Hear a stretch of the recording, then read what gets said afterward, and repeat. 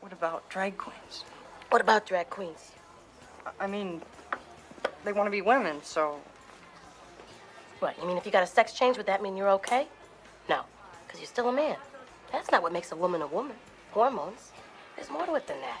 He's a drag queen, and the divine drag queen... All drag queens, whether divine or human, belong, essentially, to the Men's Association. I mean, men aren't even complete human beings. The male gene is an incomplete female gene. That's why he's got this built-in inferiority complex. He's always pulling those lousy stunts. Well, here's the story. When I was 4 years old, I used to put blocks in my socks because I always wanted to wear high heels. And I used to do it very secretively, you know. Well, I came to San Francisco, and I found out that it was really okay, and I wear my high heels on days like today because I've always wanted to wear high heels. You know, I think it's okay, you know, it's perfectly all right to wear high heels. I get a little flack now and again, but I can handle it, I hope. My feeling is about drag, it's degrading to women. And I don't pretend to understand what motivates the men to do that, but I know that the whole society mocks women at the same time that it pushes them into that role. And I think that there are women still all over the country, all over the world, suffering from trying to be that stereotype and being taught continually that that's what they're to be. And then to see men just getting off on it and knowing that they're not stuck with the oppression that goes with it, that they're just having a good time. They can take off their dress and their makeup and just be free of that role. It's really, to me, it's a very, very heavy issue. Oh, I love it. I made a decision a long time ago not to do anything I didn't feel good about, to have a good time, to have fun. I mean, it's the only thing worth doing. Really, I haven't taken any time to deal with drag queens or men who are into drag because I find it offensive. Drag is just the tool that you use to express who you are.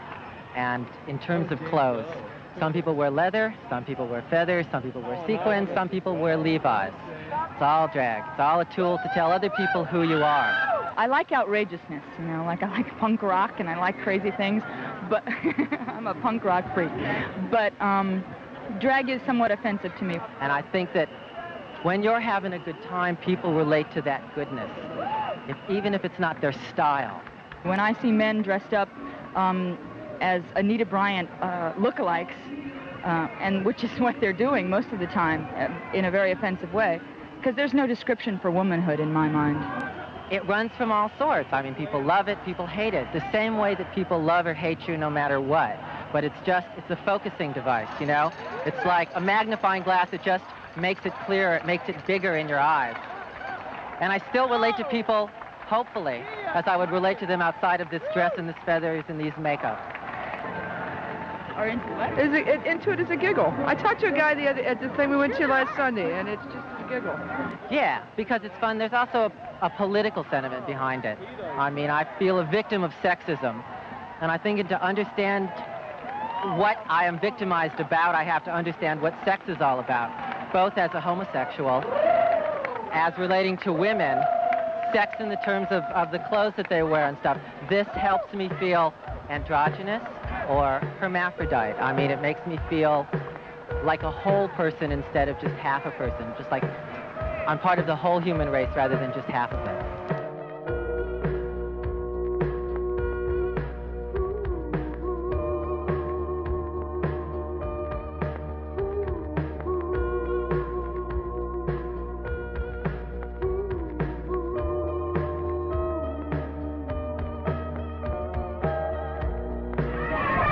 Sisters and brothers, our sister Jean O'Leary.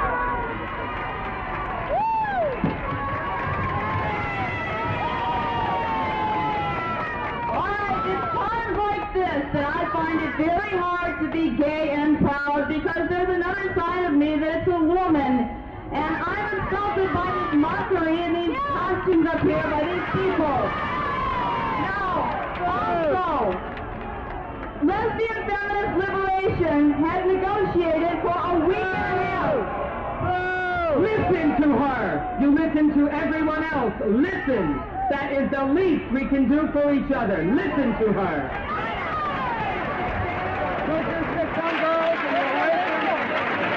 Lesbian feminist liberation negotiated for a week and a half, using the means that rational women and women have always used in the past, not disruptive means, to try to get up here and read a statement. We were told no, that there would be no political statements read today, because one person, a man, Sylvia, gets up here and causes a ruckus. We are now allowed to read our statement. And I think that says something right there. Now, I'd like to go on and speak, but I have written here a statement that is backed up by 100 women, and this was voted on, so I'm just going to read this statement. No, you open anymore, you can't do it. When men impersonate women for reasons of entertainment or profit, they insult women.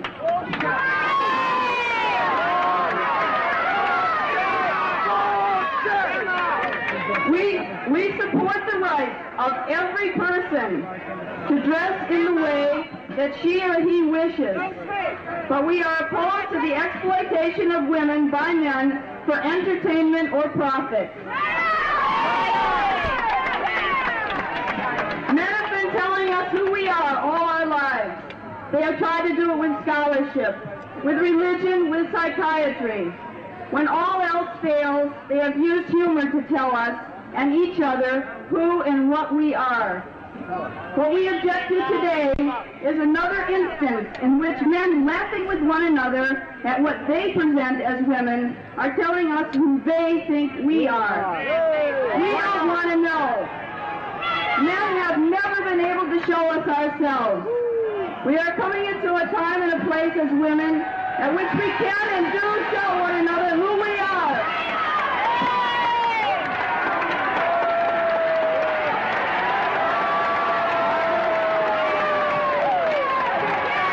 All right? Let men tell each other what they think of women. Let us tell you who we are.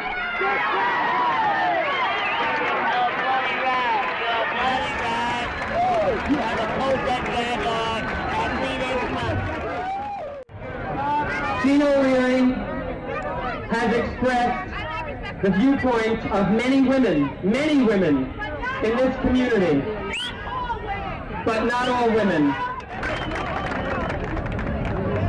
And this is Lee Brewster.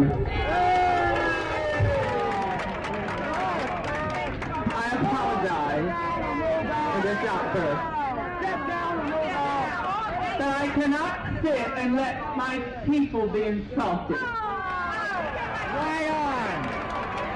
They've accused me of reminding you too many times that the day you're celebrating was a result of what the drag queen did at the Stonewall. I tried for 3 years to put my position before you. I've opened up every public place in this city for you, but not for my people. You go to bars because of what drag queens did for you, and that these bitches' cars were offensive?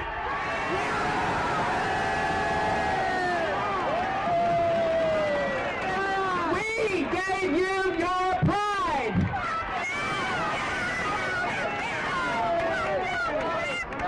But as the keynote speaker said before, they are oiling the doors for your people to come out of the closet. But I am not going to oil the doors with tears any longer. Gay liberation, screw you! I'm going in my closet and reach my 20,000 readers and bring them out by myself with my magazine drag. I'm sorry. I am so sorry. Goodbye. Good luck, my sometime friends.